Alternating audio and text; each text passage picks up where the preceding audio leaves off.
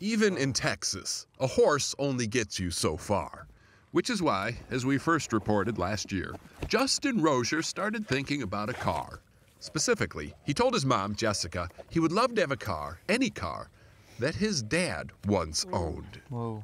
I mean, it could have been a 1974 Dodge Astro. I don't even know if that's a car, but it could have been anything, and he would have said yes. Why? I know that he wishes his dad was here.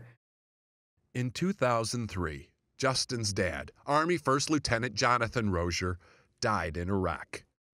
Justin was 9 months old. Today, he cherishes anything that used to belong to his dad, which is why he thought it would be so cool to have his car. I don't know, like just knowing that he had it, it's a whole lot different than just any other thing, really. Unfortunately, yeah. After John died, Jessica had to sell the car, a '99 Toyota Celica convertible like this one. Finding it again would be nearly impossible, but Jessica said she had to at least try. This is a needle in a haystack. Well, I've seen magical things happen on Facebook. So she posted the old VIN number with a note asking for help. And somehow that message made it all the way to Pleasant Grove, Utah, where local residents not only found the car. We decided, let's see if we can buy the car. This is Kyle Fox. Now, I'm not saying he's a saint, but like to serve and that butterfly stayed there for half an hour. No, I don't even know where I was in that.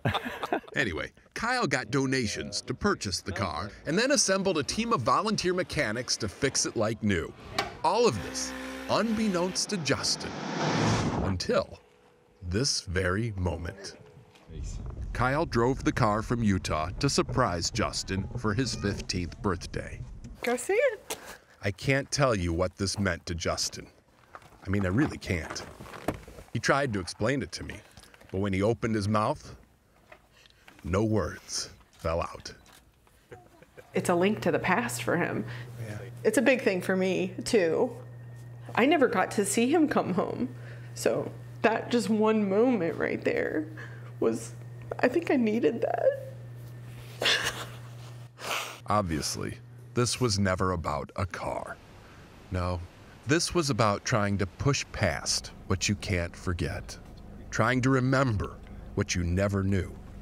And on this most American holiday weekend, it's about appreciating all the layers of sacrifice. I'm so glad we could do this for you. Steve Hartman, on the road in Moore, Texas. Tonight, the Marines are accepting applications for one of the most demanding jobs in the Corps. Half the candidates drop out. Steve Hartman's on the road with tonight's Profiles in Service. All Marines train hard, but few are tougher and none are stronger than this elite unit of 10 Marines stationed in Washington, D.C. We all wanted something to push us, and we found it. Pushing myself mentally and physically. The most difficult thing that I've ever done in my life. It's one of those things where if you don't go through it, sir, nobody will really understand. He's right about that. In this case, not even seeing is believing. Corporal Luke Givens is their platoon sergeant. We have such a unique group of individuals that are able to live up to the very strict standard of what we need out in Arlington every day. The mission of these mightiest of Marines is to shoulder the burden of American grief. Literally. They are the body bearers. And every day here at Arlington Cemetery, in teams of 6, they carry the caskets. Other branches of the service use 8 men and carry lower. But Marines pride themselves on doing more with less, and they take that pride to the grave. To do this and make it look so effortless, they practice with a weighted coffin, day and night in the basement of an old parking garage at Marine Barracks, Washington. We want it to be so level and so smooth that it looks like it's just floating across Arlington. So if we're flawless, then that's what their last memory of their loved one was. He must have been one of them, just as flawless as them. On this day, the ceremony was for a retired colonel with more than 30 years of active duty service, including Vietnam. But a ranked private gets the same level of devotion from these men, summed up in their motto, "The last to let you down." you drop all semblance of, caring about yourself, and it becomes about everybody else. There's no place I would rather be than right here doing what we're doing. This is the most honorable, humbling thing I've ever done in my life. On that note, you should understand the body bearers don't often do interviews. They're uncomfortable with attention. So after this story is done, Corporal Givens has politely asked that you never consider them again. We would just ask, I guess, that people don't think about us, that they think about the Marines that we are honoring, pay respect to them. Steve Hartman, on the road at Arlington Cemetery. And that is what you call selfless service. Finally tonight, we trust there is a special place in heaven for America's fallen heroes. We know there's a special place on earth for their children. Steve Hartman found it on the road.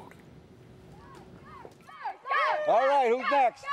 Go! Outside Milwaukee, Wisconsin, there's a kids' camp that has all the makings of a typical summer camp. Except the kids who come here share one exceptional bond. Throughout the whole camp, you always have supporters. It was easy to make friends because we were all so similar. Since 9/11, 5,000 kids have lost a parent because of war. And a few years ago, Camp Hometown Hero started as a way to bring those kids from across the country together. This is James' house. His dad, John, a Navy medic, died in a helicopter crash in Iraq. That was in 2005, when James was just a month old. Can you explain to me, how can you miss somebody so much that you never met, really? I miss him because he's my dad. I might not have met him in person, but he's always with me. Over the years, James wanted to mourn, but says he couldn't really, partly because his friends at home, while well-intentioned, weren't saying the right things. At school, when Father's Day passes, that's a big deal. And everyone's making little Father's Day cards, and I get a little sad. And they say, I know how you feel. But it's not the same. It's not the same. And here, I get to cry, and they can say, I know how you feel, and I know they know how I feel. And that's a great feeling. For many of the kids, this is their first chance to just let it out. To help in that effort, they do a balloon release where campers write messages to their loved ones. Dylan Simon lost his dad in 2005. Dylan was a camper here for 4 years, but this year he's back as a counselor. My first balloon release was one of the hardest because I actually physically let go of everything that I was holding on to over the years. 1, 2, 3! A lot of kids say the balloon release is the best part of camp. And at first, we could not understand why. There's nothing you could say to a kid to make them feel better when someone is gone forever. But then something magical happened. The kids started reaching out to one another. Not a word was said, because not a word was needed, proving that sometimes all it takes to let go is the right person to hold on to. Steve Hartman, on the road, near Milwaukee, Wisconsin. Finally tonight, an Army widow makes good on a long-kept promise. CBS's Steve Hartman has her inspiring story on the road. It's karaoke night inside the Sigma Kappa sorority house at Bowling Green State University in Ohio. And here, amongst all the dancing queens in their teens, we found one stationary sister in her 40s. Tiffany Eckert, America's most unlikely sorority sister, in so many more ways than one. I still miss you every day. Tiffany's husband, Andy Eckert, died in the Iraq War. This is his wedding ring. Years later, I did a story on their son, Miles, the little boy who found a $20 bill in a Cracker Barrel parking lot and then gave it away to an airman he saw in the restaurant. Because he was a soldier, and soldiers remind me of my dad. Miles' tribute to his father, deeply touched the nation. But there was another story here, one that has gone untold till now. Yeah. Just a few hours before my husband was killed, he called home from Iraq, and he said no matter how long it took, I had to get an education, and he made me promise that I would. And then he told me, I love you more than anything in this world. I'll call you tomorrow. It was the last promise she ever made to him, and the only one she hadn't kept. Tiffany says she barely made it through high school and now had little kids to raise on her own. College was out of the question. But those kids grew up. So 3 years ago, she decided to not only enroll, but to immerse herself in the full college experience. You can't focus on the negative because you'll always be in the pit. It's easier to claw your way up when you're reaching for the sunshine. That's how you get out of the hole. You know, she's helped me so much and she's inspired me a lot, and I know she's inspired a lot of the other girls in the chapter. There's definitely not one person she hasn't made an impact on. Absolutely. Yeah. Including, Tiffany hopes, the most important person. I go back to that last phone call, and I think he's really, really proud of me. She graduates next month. Love you. Promise kept. Steve Hartman, on the road, in Bowling Green, Ohio. This weekend in Alabama, closure came in a flag-draped casket. After 43 years missing in Vietnam, the recently identified remains of an Army Green Beret Sergeant First Class finally made it home. We thank you today, Lord, that James Leslie Moreland has returned to the land where he came from. The service marked the end of 4 decades of uncertainty for Moreland's friends, family, and this one totally devoted, total stranger, who, although she never knew Moreland, never forgot him either. I made a promise and I wanted to keep it. It was a promise she made to him Christmas Day, 1972, when then 12-year-old Kathy Strong got a metal bracelet in her stocking. It was one of those POW MIA bracelets. They were a big fad in the 70s. Each bore the name of a soldier who was either still a prisoner in Vietnam or missing in action. The idea was to wear the bracelet till your guy came home. This is 1976. It was a commitment Kathy took more seriously than most. 78. As her photos can attest. There it is. Long after the other kids had moved on to bell-bottoms and moon rocks. 2001, camping. Kathy was still wearing her bracelet. There it is. In fact, when we first met her in March, there it was. Same place had been every second of every day for 38 years. Never has been off? Nope. Had an MRI, had to keep my arm out of the machine. That was difficult. She was determined to only take it off for him. Well, they showed footage back in the day of the soldiers coming off the planes, and I always thought I'm going to be there and I'm going to give him my bracelet and have him put it on his arm, and that's how I always pictured it. But that wasn't meant to be. Over the years, Kathy has really gotten to know James Moreland through his 2 surviving sisters, who invited Kathy to sit with them. At the funeral, Kathy also got special recognition from Colonel Paul Longrear, Moreland's commanding officer, and perhaps Kathy's biggest fan. This is a quality that we just don't hardly find in America anymore. A commitment to her word, even though she was a child. For too many of us, supporting the troops is nothing but lip service. Patriotism, nothing but what we wear on our sleeve. But with her bracelet, Kathy has shown us what being a truly proud American truly entails. And as for that bracelet, Kathy did with it what she always said she would. The morning before the funeral, she took it off and slipped it on the sleeve of his uniform. It's going to be hard. It's going to take some getting used to, but I've come to learn that whether I'm wearing his bracelet or not, he'll always be with me every day of my life.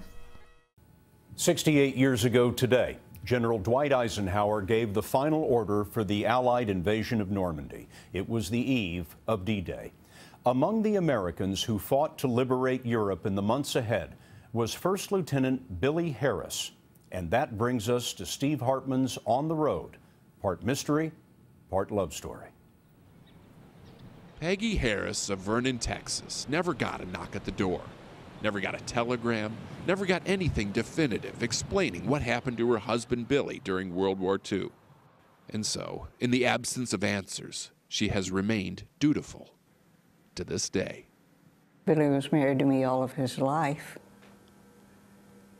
and I choose to be married to him all of my life.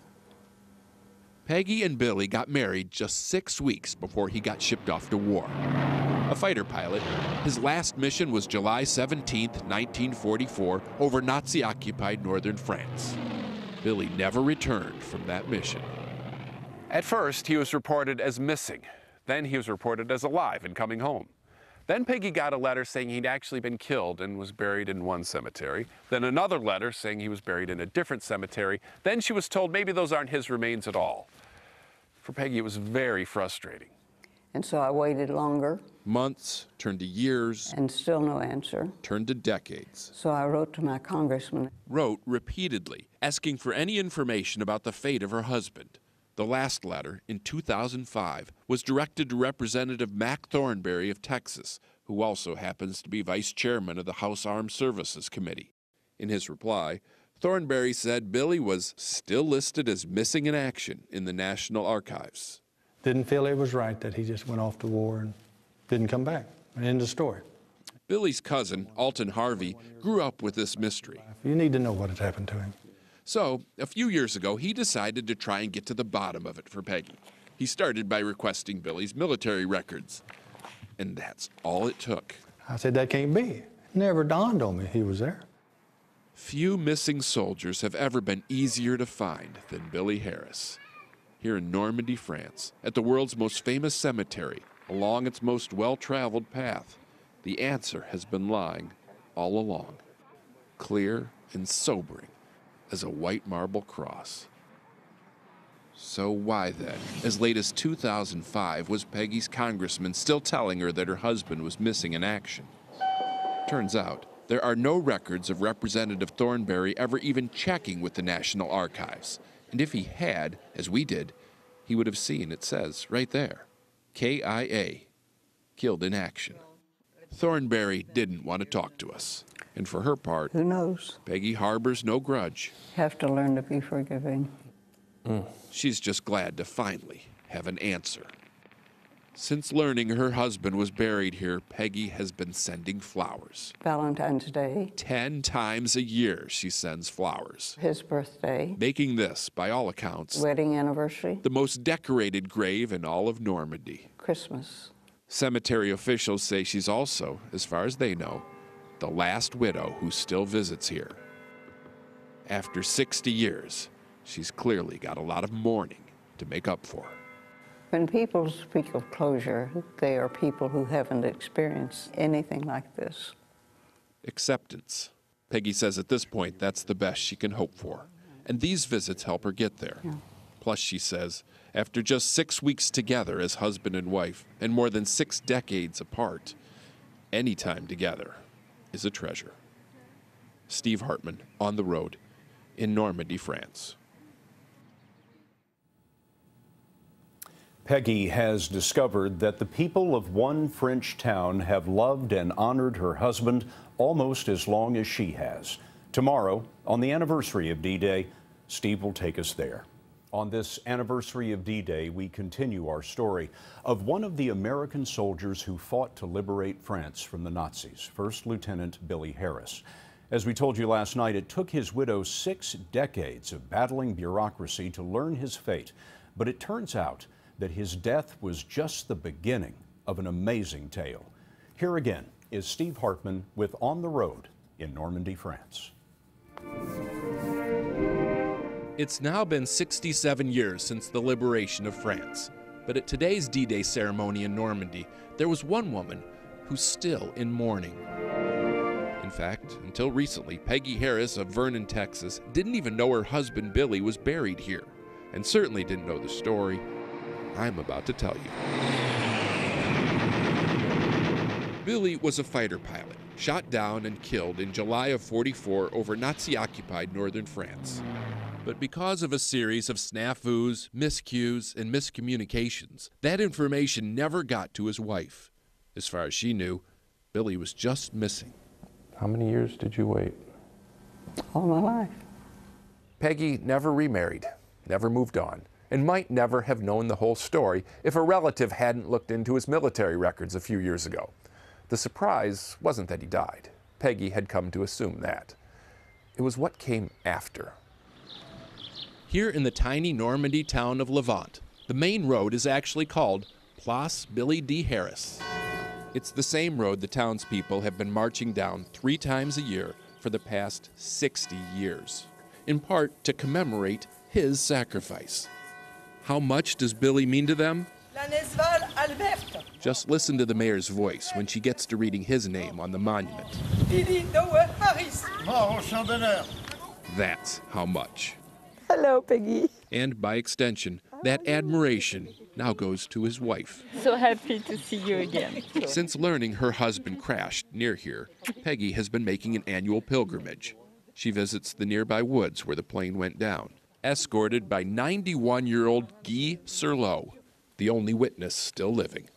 Guy said Billy was able to maintain control of the plane despite his condition and avoid the village.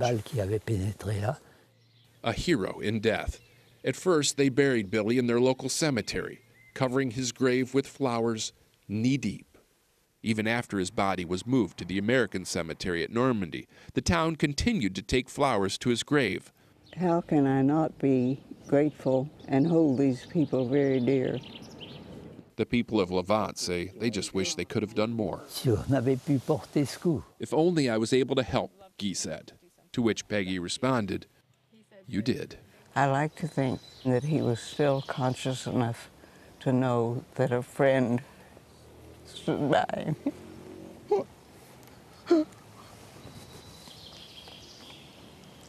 And that this man was that friend. Her gratitude is matched only by theirs. In Levant, the American sacrifice is still very much treasured and honored. So we don't forget. They don't forget. And now that we know the story, they don't forget. Neither will we. Steve Hartman, on the road in Levant, France. A lot of you have called us about Steve Hartman's story this week, about First Lieutenant Billy Harris, a U.S. airman who never came home from World War II, and his widow's quest to learn his fate. As Steve reported, the office of Peggy Harris's congressman, Mac Thornberry of Texas, told her back in 2005 that her husband was still listed as missing in action. But it turns out Lieutenant Harris was not missing at all. He'd been shot down in France in 1944, and he's in the American Cemetery in Normandy. Today, on his Facebook page, Congressman Thornberry said he has sent Peggy Harris a personal apology for the mishandling of this sensitive matter and for any distress she has suffered as a result. On this Memorial Day, we should never forget the reason behind this national holiday. CBS's Steve Hartman previews what has become an annual tradition, taps across America. Here's tonight's On the Road. Monday, at precisely 3 o'clock your local time, a call will sound. And it will sound everywhere. It will echo past the fissures and fractures of our torn country and ask Americans to set aside their differences and unite, if only for these 24 notes. Musicians, get ready for the 3rd annual nationwide performance of Taps. We originally started Taps Across America to move focus away from the hamburgers and hot dogs and back to the real purpose of Memorial Day, to honor.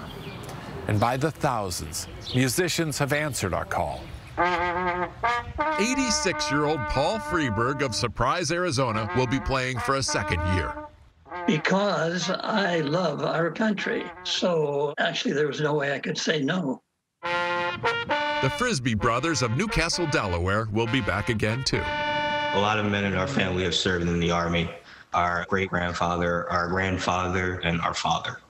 And Eagle Scout Ricky Lazaro is returning, but he lives near Uvalde, Texas, so he'll be playing with a new purpose this year. It's deeply saddened me, sir. Playing taps is the least I can do. The reasons they play are as varied as the landscapes on which they stand.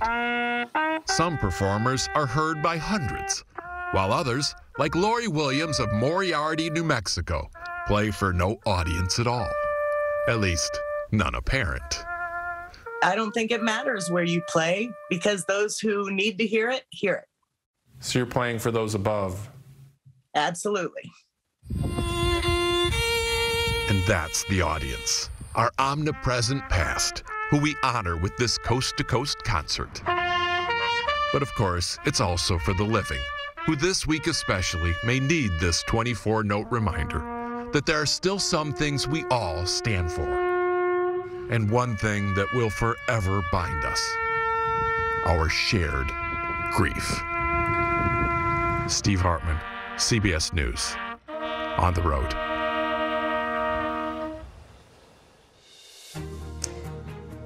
Two years ago, a Memorial Day tradition began, and it continued today. Americans lifting up their instruments to remember the fallen. Here's CBS's Steve Hartman. In a country that often seems divided, this felt like a minor miracle. In red states and in blue.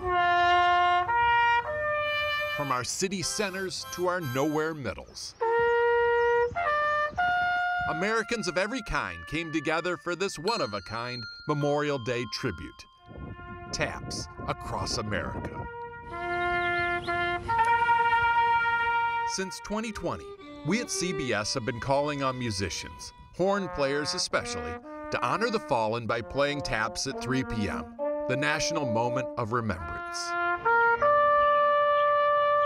Our ultimate goal is that someday the true meaning of Memorial Day will be inescapable. That no matter where you live, at 3 o'clock local time, you will hear taps lofting over your neighborhood. And just based on the videos already rolling in this year, we're well on our way. We got videos of people on their back decks and the deck of the USS Yorktown. We heard taps echo around the track at Churchill Downs and off the metal roofs of every Lowe's in the country. It was performed by children, like Noah Bates, who played with his Vietnam veteran grandfather. And it was performed for children. Eagle Scout Ricky Lazaro played in Uvalde, Texas. But no matter the audience, no matter the setting, the message carried across this land loud and clear. We will never know exactly how many played this year or how many heard. But what we do know is that Taps Across America has been widely embraced in all 50 states, a tradition to remember. Steve Hartman, CBS News. Taps is just 24 notes and takes about a minute to perform on a bugle or trumpet.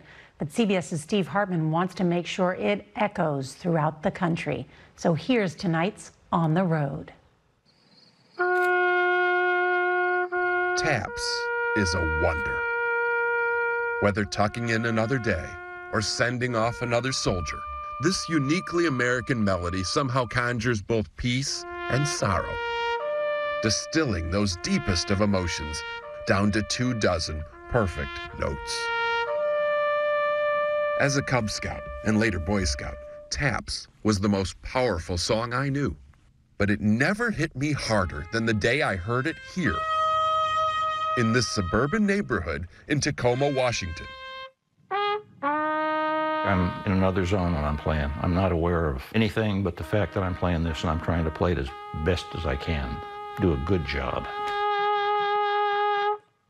Don Britton started playing trumpet as a kid and was even in a band for a while. But as he told me in 2012, he never had a more important gig than this one. Every sunset, he played taps in tribute to America's veterans. But this was the part that really got me. As soon as the neighbors heard him start, they would all come out and stand at attention. Seems to move people. It has an effect on them. It's just very emotional for me. It's beautiful. We appreciate it. Ever since we first told this story, I have had a dream to let all of America feel what I felt at this moment. which is why today I'm partnering with this man. I'm up for that. I think this would be wonderful. This is Yari Villanueva. I think together we can make something pretty big here. Oh, I hope so. Yari is a retired Air Force bugler who now runs an organization called Taps for Veterans. And since parades and gatherings are canceled, he and I are asking buglers and trumpet players across the country to stand on their porches and play taps this Memorial Day. What do you hope comes from this? It's the national moment of remembrance, but it's also a chance for us as Americans to pull together, especially in these times. So, on Monday at 3 o'clock sharp, if you hear the call lofting over your neighborhood, please step outside, face the music, and soak in this 24-note reminder of what Memorial Day is all about. Steve Hartman, CBS News. All this week to mark Veterans Day, we've shared stories to honor the service and sacrifice of our nation's heroes. Well, we wrap up this week with CBS's Steve Hartman on the road, showing how a stranger's powerful act of kindness helped one military family heal. Donna Parker is on the last leg of a journey to find the rightful owner of these Army uniforms. A journey that began more than 2 years ago at the bottom of this dumpster. These are Army suits. Whose are these? Why are they in the trash? So this became an obsession? It did, for a very long time. All she had to go on was a common last name, Mackenzie. But Donna researched, posted on social media, even set up tables at festivals around her home in Lexington, Kentucky, hoping someone might know who these belonged to. And eventually, Donna did get the full name. And when I did, his obituary was the first thing that came up. And it hit me like it would a family member. Back in 2018, Sergeant Keith McKenzie, who had survived 2 deployments to Afghanistan, took his own life. He'd been diagnosed with PTSD. Marriage was crumbling, car repossessed, which is actually how the uniform ended up in the dumpster. This wasn't at all the answer Donna was hoping to find, but it made returning that uniform more important than ever. Somebody may have wanted them. You could have never guessed how much they were wanted. No. 1,000 miles away in Waco, Texas, Keith McKenzie Jr., who was left to shag his own fly balls, still feels some bitterness toward his father. But that military service, that's a part of his dad he holds on to dearly, and literally. I'd just sit there and hold the dog tags. For a good while, I never took them off, since that's kind of all we had. That was all he had, until his mother, Crystal, got a phone call from a stranger. She answered a prayer that I didn't know I was praying for. Some faith that there's people out there that care. Crystal and her daughter, Kayla, knew Donna was coming. Howdy. But it was a surprise to Keith. I brought these for you, all the way from Kentucky.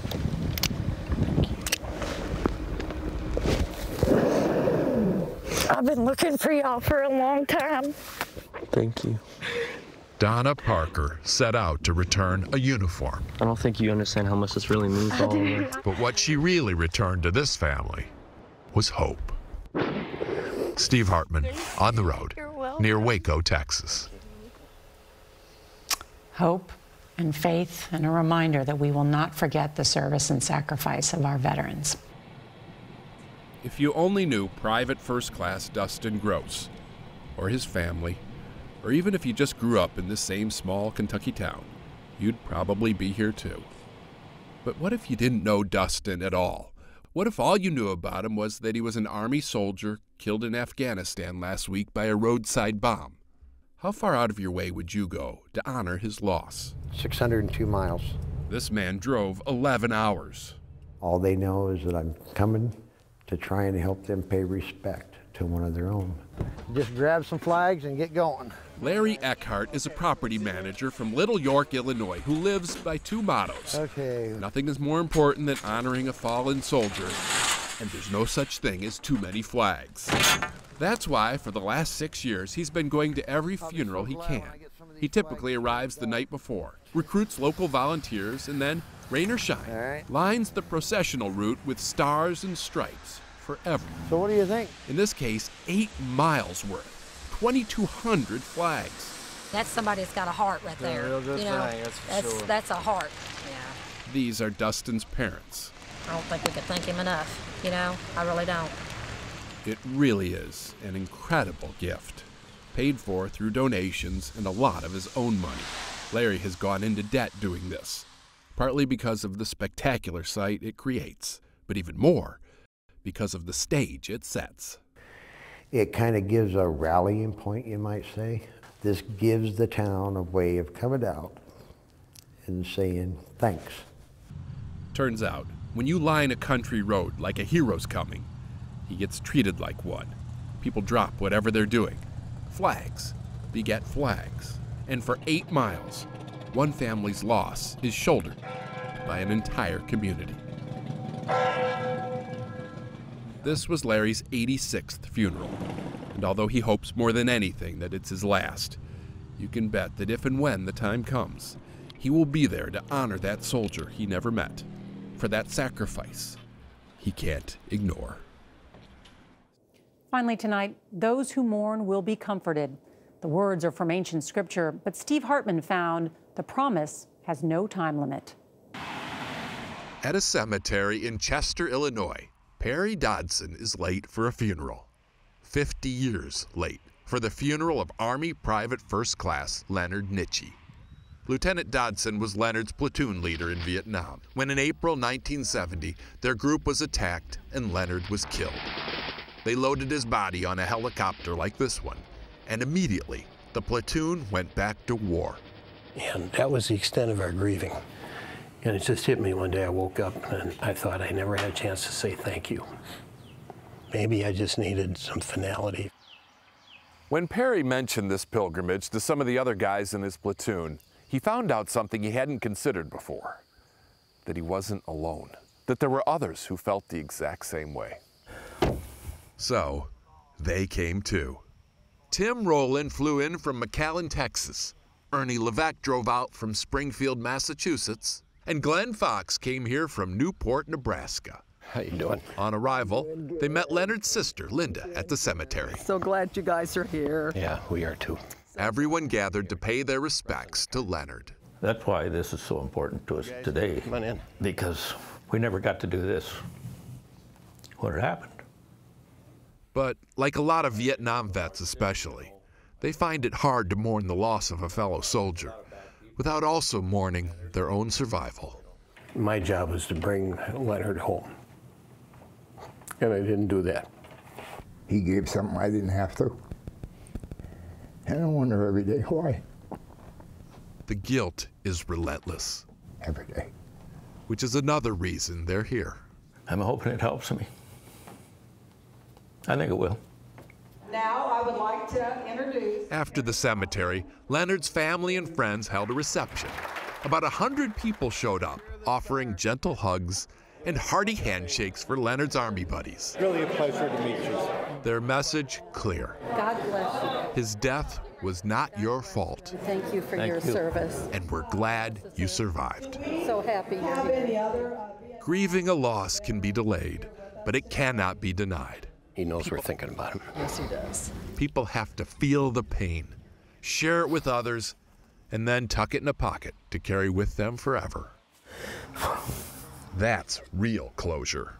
Not forgetting, but rather finding peace in remembering. It's been close to 50 years, but glad to meet you. Steve Hartman, on the road, in Chester, Illinois. Finally tonight, with all the anger and hate we see in the world today, it is nice to remember that there are still some people out there with a good heart. Here's CBS's Steve Hartman on the road. If you need your faith in humanity restored, the pharmacy in Geraldine, Alabama has just the medicine. A story of kindness that began 10 years ago when a man walked in and asked to speak with pharmacist Brooke Walker. So I assumed that he needed counseled on a medication. And that's when he said, you know, do you ever have anybody that can't pay for their medicine? Brooke said, all the time. And he said, next time that happens, I want you to use this. He handed her a $100 bill, the first of many $100 bills he would donate, anonymously, to help those in Geraldine who can't afford their prescriptions. People like Bree Slogater. To be honest, I was desperate. I was like, what am I going to do? I was defeated. And she said, it's taken care of. And I said, how? No one in Geraldine knew how. No one knew who. Until a few weeks ago, when the donor died and the story came out. His name? Hody Childress, an Air Force veteran and farmer. These are his children, Doug and Tanya. So when you heard of this secret, were you surprised? No. He was not a wealthy man, but he was probably the richest man on earth with his heart. Yes, he would say he's building up his riches for eternity, not for here. In fact, they say Hody was near broke after spending more than $10,000 on other people's prescriptions. The high cost of prescription drugs is a problem that extends well beyond rural Alabama, and a humble farmer can only do so much to fix it. But, as is often the case with kindness, sometimes a small deed can start a monumental movement. Are you aware of what's going on? Oh, we're aware. It's global. And it's just blown our mind. That one small act makes a difference. Proof of that now shows up every day in the pharmacy mailbox. Folks either donating to keep the fund going in Geraldine or pledging to start a fund at their pharmacy. Doug and Tanya say that generosity doesn't take away their pain. Sure do miss you, Dad. But it does give it purpose. You made a big impression on people. Steve Hartman, on the road in Geraldine, Alabama. CBS's Steve Hartman goes on the road to visit an American hero who turned a single act of kindness into a mission to help others.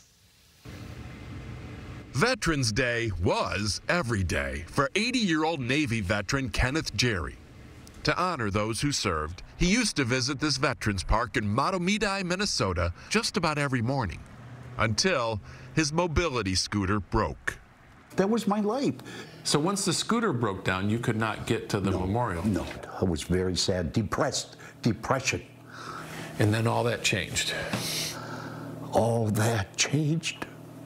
Believe me. It changed after he met a stranger in a coffee shop. Her name is Amanda Klein. Every moment you're talking with him, you feel like he cares about you and you want to know more about him. You know, it's just contagious. And she says you can't help but help him. So after she heard about the broken scooter, Amanda started an online fundraiser. And within days, Oh my goodness. Kenny got a brand new one. Oh, here we go. They presented me that scooter. My goodness. I'll never forget it until the day I die. Oh. And not just one scooter, but a second, super snazzy one. Oh my. Kenny was set. But donations kept pouring in, and a guy can only use so many scooters. So he's now on a mission to take the kindness bestowed upon him and scoot it forward.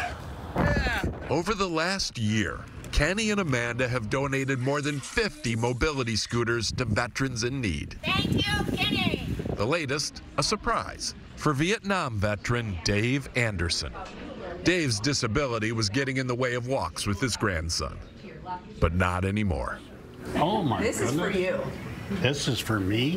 What? Now you can do whatever you want. Mission accomplished. But Kenny's fight against immobility carries on. That's my goal, and it will be until the day I die, is to donate scooters to servicemen and women. In the beginning, all Kenny wanted was a way to get down here to honor the fallen. God bless you, and rest in peace. But thanks to the kindness of strangers, he now has a way to honor the living, too. Steve Hartman, on the road, near St. Paul, Minnesota.